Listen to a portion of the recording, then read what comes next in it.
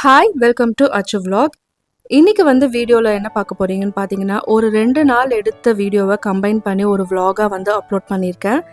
இந்த வீடியோவில் என்னோட லஞ்ச் ரெசிபி, அதுக்கப்புறம் நானும் என் தம்பியும் இந்த கோரா ஃபுட் ஸ்ட்ரீட் போயிருந்தோம். ஸோ கொஞ்சம் ஃபுட் எக்ஸ்ப்ளோர் பண்ணலாம் அப்படின்னு பார்த்தோம். அங்கே போய் நாங்கள் கொஞ்சம் நேரம் டைம் ஸ்பெண்ட் பண்ணிவிட்டு சாப்பிட்டுட்டு அதை வீடியோவாக எடுத்திருக்கேன். ஸோ அதையும் உங்களுக்கு நான் ஷேர் பண்ணுறேன். ஸோ ஃபர்ஸ்ட் லஞ்சுக்கு சீரக சம்பா ரைஸில் பிரியாணி மாதிரி பண்ணிவிட்டு அதுக்கு தொட்டுக்க பார்த்தீங்கன்னா சிக்கன் கிரேவி பண்ணலான்னு தான் நினச்சேன். பட் ஆனால் டைம் இல்லை, அதனால் சிக்கன் கிரேவி மட்டும் வெளியே ஆர்டர் பண்ணிவிட்டு அதுக்கு பதிலாக பார்த்தீங்கன்னா நான் கோலா உருண்டை வெஜ்ஜில் பண்ணலாம் அப்படின்னு சொல்லிட்டு சோயா சங்க்ஸை ஊற வச்சு இந்த மாதிரி எடுத்துட்டேன். சோயா சங்க்ஸை இந்த மாதிரி நல்லா ஹாட் வாட்டரில் போட்டுட்டு அதில் ஒரு 2 hours நம்ம அப்படியே விட்டுடணும். நம்ம எதுவுமே பண்ண வேண்டாம். அதுக்கப்புறம் நான் ரெசிபி பண்ணும்போது உங்கள்கிட்ட ஷேர் பண்ணுறேன். ஸோ இன்றைக்கி மஷ்ரூம் பிரியாணி பண்ணலான்னு சொல்லிட்டு வெங்காயம் தக்காளிலாம் நறுக்கி வச்சுட்டு மஷ்ரூமை நல்லா வாஷ் பண்ணி எடுத்துக்கிட்டேன்.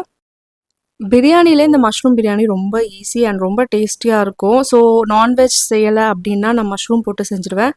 அப்படி வீட்டில் மஷ்ரூமும் இல்லைன்னா சோயா சங்க்ஸ் போட்டு செஞ்சுருவேன்.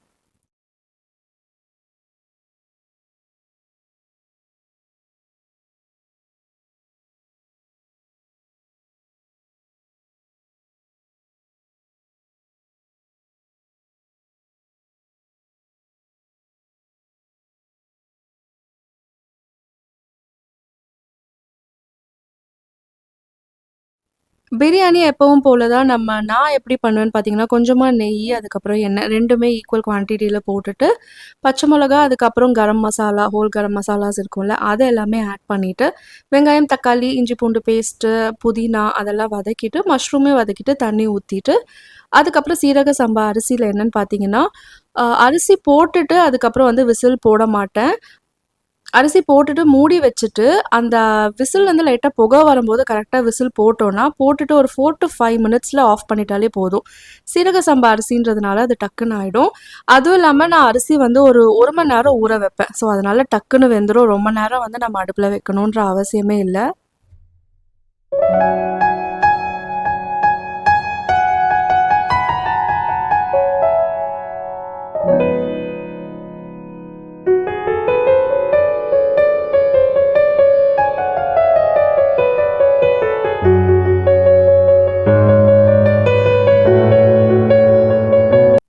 இந்த வெயில் காலம் ஸ்டார்ட் ஆனதுலேருந்து கிச்சனில் நிற்கவே முடியல. ஒரு 5 நிமிஷம் நின்னாலே வேர்த்து வேர்த்து ஊற்றுது. எப்படி தான் குக் பண்ணுறதுன்னு தெரியல. ஏர்லி மார்னிங் எழுந்து குக் பண்ணலான்னு பார்த்தாலும் அப்பவும் ரொம்ப ஹீட்டாக இருக்குது. சரி ஒரு 10:30க்கு பண்ணலாம் அப்படின்னு பார்த்தாலும் அப்பவும் ரொம்பவே ஹீட்டாக இருக்குது. அதனால இப்போல்லாம் பார்த்தீங்கன்னா ஒரு 12:30 மேலே தான் குக்கிங் ஸ்டார்ட் பண்ணுறேன். எனக்கு என்னமோ அந்த டைமில் ரொம்ப வீட்டில் வெயில் தெரிகிற மாதிரி இல்லை. ஐ மீன் நான் கிச்சனில் நிற்கும்போது பார்த்தீங்கன்னா எனக்கு எதிர்க்கே சன்ரைஸ் ஆகும். அதனால அந்த மார்னிங் 12 வரைக்கும் என்னால் கிச்சனில் நிற்க முடியாது. அதுக்கப்புறம் 12:30க்கு மேலே குக் பண்ணேன்னா எனக்கு கொஞ்சம் பரவாயில்லையா இருக்கும். ஸோ உங்களுக்கெல்லாம் வெயில்ல எப்படி நீங்க குக் பண்றீங்க அப்படின்றத சொல்லுங்க. ஏன்னா நிஜமாவே கிச்சன்ல ஒரு 10 நிமிஷம் தொடர்ந்து நிக்க முடியல. அதுக்குள்ள ஃபுல்லாவே குளிச்சுட்டு வந்துடுற மாரி வேர்வையிலே நனைஞ்சிடுறது.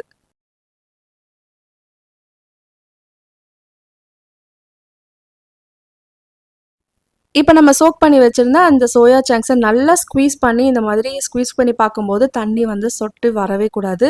இந்த மாரி நல்லா ஸ்க்வீஸ் பண்ணி எடுத்து வச்சுக்கோங்க.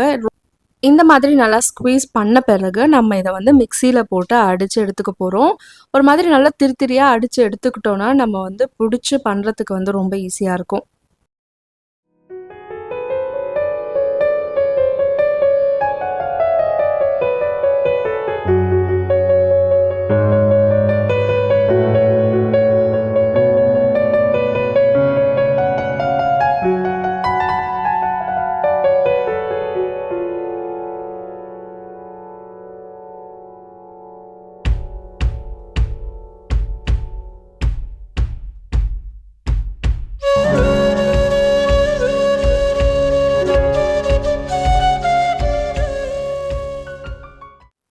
இந்த மாதிரி எடுத்துக்கிட்டா நல்லாயிருக்கும். ரொம்பவே நீங்க மிக்ஸியில ஓட்டிட்டீங்கன்னா, ஒரு மாரி மாவு மாரி ஆயிடும். அப்போ நம்மளால புடிச்சு ஃப்ரை பண்ணும்போது நல்லா திரிஞ்சு வந்துரும். ஸோ இந்த அளவு இதுக்கு முன்ன ஸ்டேஜே எடுத்துருக்கலாம். எனக்கு கொஞ்சம் அதிகமாவே கிரைண்ட் ஆயிடுச்சுன்னு சொல்லலாம். இப்ப நம்ம கோலா உருண்டை பண்றதுக்கு தேவையான விஷயங்கள்லாம் எடுத்து ரெடி பண்ணி வச்சுக்கலாம். கொஞ்சமா பூண்டு, அதுக்கப்புறம் இஞ்சி நல்லா ஃபைனா நறுக்கி வச்சுக்கலாம். என்னால ரொம்ப ஃபைனா நறுக்க முடியல. டைமும் ஆயிட்டு இருந்தனால ஓரளவு கொஞ்சம் பெரிய பெரிய பீஸாவே நறுக்கிட்டேன்.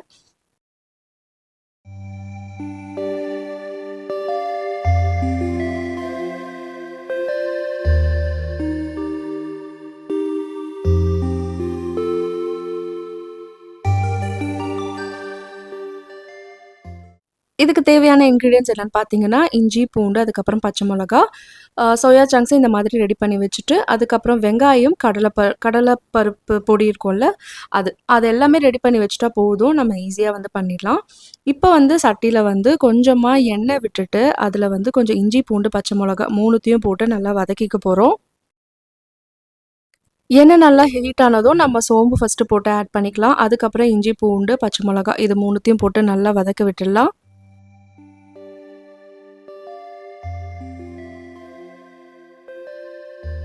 ரொம்ப நேரம் வதங்கணும் அவசியம் இல்ல. அதுக்கப்புறம் கொஞ்சமா வெங்காயம் போட்டு வெங்காயத்த இந்த மாதிரி ஆட் பண்ணிக்கலாம். நான் கொஞ்சம் வெங்காயம் எடுத்து வச்சிருக்கேன். நான் வந்து 2 வெங்காயம் எடுத்துக்கிட்டேன். அதில 1 வெங்காய அளவு வந்து இந்த மாதிரி நம்ம மிக்ஸ் பண்ணும்போது போட்டுக்கலாம்.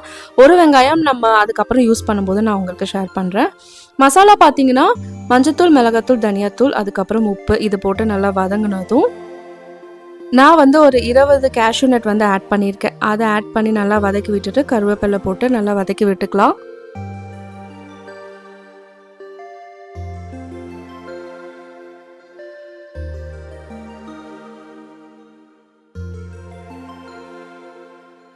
இப்போ நம்ம நல்லா உதுத்து வச்சிருந்த அந்த சோயா சங்க்ஸை இதில் ஆட் பண்ணி நல்லா மிக்ஸ் பண்ணிக்கலாம். இது வந்து ஒரு 4 மினிட்ஸ் நம்ம வந்து மிக்ஸ் பண்ணா போதும். ரொம்ப ஓவர் குக் பண்ணவும் வேண்டாம். அது நல்லா மிக்ஸ் ஆனதும் கொஞ்சமா நம்ம கோகோனட் ஆயில் ஆட் பண்ணிக்கலாம். இது வந்து நல்ல ஃப்ளேவர் குடுக்கும் இந்த கோலா உருண்டைக்கு.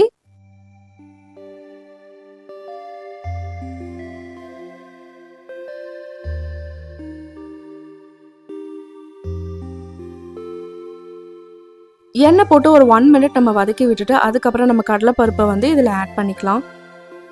கடலை பருப்பு தான் இதில வந்து ஒரு பைண்டிங் சோர்ஸ்னே சொல்லலாம். இந்த கோலா உருண்டைய பிடிச்சு நம்ம ஃப்ரை பண்ண போறோம். ஸோ, அதுக்கு வந்து நல்லா பைண்ட் பண்ணி நமக்கு வந்து உதிராம இருக்கிறதுக்காக இந்த கடலை பருப்பை ஆட் பண்ணுவோம்.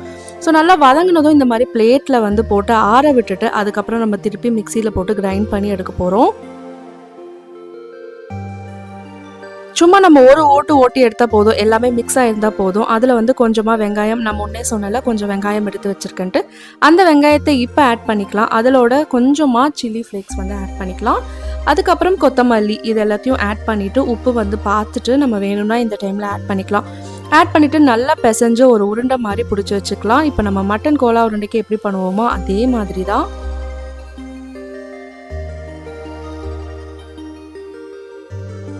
உருண்டை பிடிக்கும்போது பார்த்தீங்கன்னா, ரொம்ப போட்டு அழுத்த வேண்டாம். லைட்டா நம்ம மெதுவா அத ஷேப்க்கு கொண்டு வந்தா போதும். ரொம்ப அழுத்துனோம்னா, நம்ம எண்ணெயில ஃப்ரை பண்ணும்போது அது நல்லா உதிர்ந்து உதிர்ந்து வந்துரும்.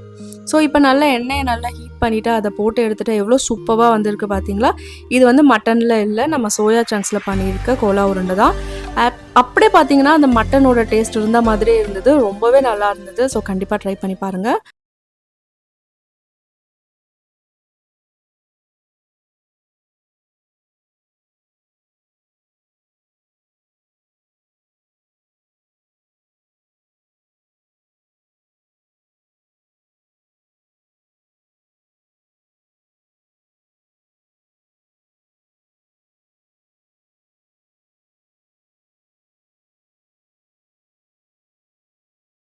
ஸோ நெக்ஸ்ட் டைம் கண்டிப்பா மட்டன் வச்சு ட்ரை பண்ணணும் அப்படின்ற ஒரு ஐடியா வந்துருச்சு. ஸோ ஃபர்ஸ்ட் இந்த மாதிரி நான் பண்றேன். கோலா உருண்டை இதுவரைக்கும் நான் பண்ணதே இல்ல.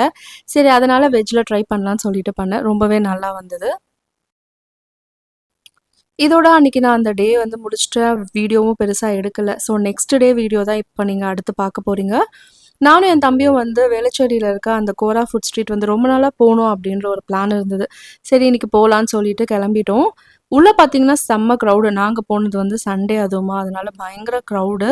ஆ எல்லா கடையிலயும் வந்து கூட்டம் அதிகமா இருந்துட்டே தான் இருந்தது. ப்ளஸ் வெயிலு அப்படின்றதுனால உள்ள வந்து இருக்கவே முடியல. ரொம்பவே வெக்கையா இருந்தது.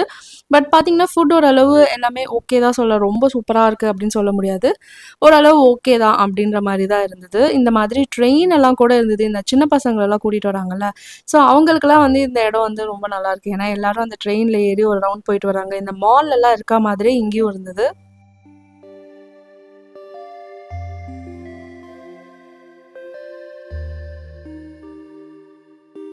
நாங்கள் அப்படியே ஒரு ரவுண்டு ஃபுல்லாக போய் பார்த்தோம். ஸோ என்னென்ன கடையில் என்னென்னலாம் இருக்குது அப்படின்னு சொல்லிட்டு ஒரு ரவுண்ட் பார்த்துட்டு அதுக்கப்புறமா வந்து ஆர்டர் பண்ணி சும்மா ஒரு 2-3 டிஷ் தான் ஆர்டர் பண்ணி சாப்பிட்டுட்டு போயிட்டோம். அதுவே வயிறு ரொம்ப ஃபுல்லாக இருந்தது. அன்றைக்கின்னு பார்த்தீங்கன்னா மேட்ச் நல்லா ஓடிட்டு இருந்தது. ஸோ அதை பார்க்குறதுக்குன்னு நிறைய க்ரௌட் வந்து அங்கே வந்திருந்தாங்க. எல்லாருக்கும் சம்மர் ஹாலிடேல அதனால வந்து பார்த்தீங்கன்னா, நெறைய குழந்தைங்களோட கூட்டிட்டு வந்தாங்க. இங்க பார்த்தீங்கன்னா, அந்த டாக்ஸ் கூட நம்ம உள்ள போய் விளையாடலாம். அந்த மாரிலாம் வந்து அங்க வச்சிருந்தாங்க. ஸோ நெறைய சின்ன பசங்கள்லாம் போயிட்டு டாக்ஸ் கூட விளையாண்டுட்டு டைம் ஸ்பெண்ட் பண்ணிட்டு இருந்தாங்க. ஸோ நாங்க அப்படியே ஒரு ஒரு கடையா பார்த்தோம். ஒரு ஒரு கடையா பார்த்துட்டு வந்துட்டு இங்கேருந்து அந்த ஒரு கடையில தான் இந்த ஸ்விஸ் சாண்ட்விச் அப்படின்ற ஒரு கடைய வந்து பார்த்துட்டு போனோம். பட் போம்போது வாங்கல. சரி எல்லாமே ஒரு ரவுண்ட் பார்த்துட்டு வரலாம் அப்படின்னு சொல்லிட்டு சும்மா அங்க பார்த்துட்டு இருந்தோம். பார்த்துட்டு அதுக்கப்புறம் கடைசியா பார்த்தீங்கன்னா, அந்த கடையில தான் வந்து ஒரு ரோல் வந்து வாங்கியிருந்தோம். ஓகே ஓரளவு நல்லாவே இருந்துச்சுன்னு சொல்லலாம். கிரிஸ்பி சிக்கன் ரோல் அப்படின்னு ஒண்ணு வாங்கியிருந்தோம். சூப்பரா இருந்தது. ப்ரைஸும் பார்த்தீங்கன்னா, ஓகே தான். இப்ப நம்ம வெளிய மால்லலாம் என்ன ப்ரைஸ் விக்குமோ அதே மாரி தான் இருந்தது. ரொம்ப காஸ்ட்லின்னு சொல்ல முடியல. அப்புறம் பார்த்தீங்கன்னா, ரொம்ப கம்மின்னும் சொல்ல முடியாது. ஓரளவு மாடரேட்டா தான் இருந்தது. ஸோ நாங்க வாங்குனது இந்த ரோல் தான். இதுல வந்து பார்த்தீங்கன்னா, இந்த பரோட்டால வந்து அந்த எக் வச்சு அதுக்கப்புறம் அந்த சிக்கன நல்லா கிரிஸ்பியா ஃப்ரை பண்ணிட்டு, அது நடுவுல வந்து கொஞ்சம் வெங்காயம் அதெல்லாம் ஆட் பண்ணிட்டு, கொஞ்சம் ஸ்பைசஸ்லாம் ஆட் பண்ணிட்டு, அப்படியே ரோல் பண்ணி குடுப்பாங்க. ரொம்ப நல்லா இருந்தது. எங்க போனாலும் நம்மளோட ஃபுட் வந்து சாப்பிடாம இருக்க முடியாதுல்ல. ஸோ அங்க நெறைய சைனீஸ் ரெஸ்டாரண்ட் அந்த மாரிலாம் இருந்தது. பீஸா ரெஸ்டாரண்ட் எல்லாமே இருந்தது. பட் ஆனா நாங்க இந்த மாரி ஒண்ணு வாங்கிட்டு அதுக்கப்புறம் பரோட்டாவும், ஒரு குருமாவும் வாங்குனோம். ஸோ அத வாங்கிட்டு கொஞ்சம் கெபாப் வந்து வாங்கியிருந்தோம். ஸோ அது எல்லாமே வச்சு சாப்ட்டுட்டு அன்னைக்கு சும்மா கொஞ்ச நேரம் டைம் ஸ்பெண்ட் பண்ணிட்டு, கடைசியா வந்து ஒரு குல்ஃபி வாங்கி சாப்ட்டோம். அது சாப்ட்டு முடிச்சுட்டு நாங்க கிளம்பி எங்க வீட்டுக்கு போயிட்டோம். அன்னைக்கு அங்க நடந்த அந்த மேட்ச் என்னன்னு பார்த்தீங்கன்னா, கொல்கட்டா நைட் ரைடர்ஸும், ஆர்சிபியும் வந்து ப்ளே பண்ணிட்டு இருந்தாங்க.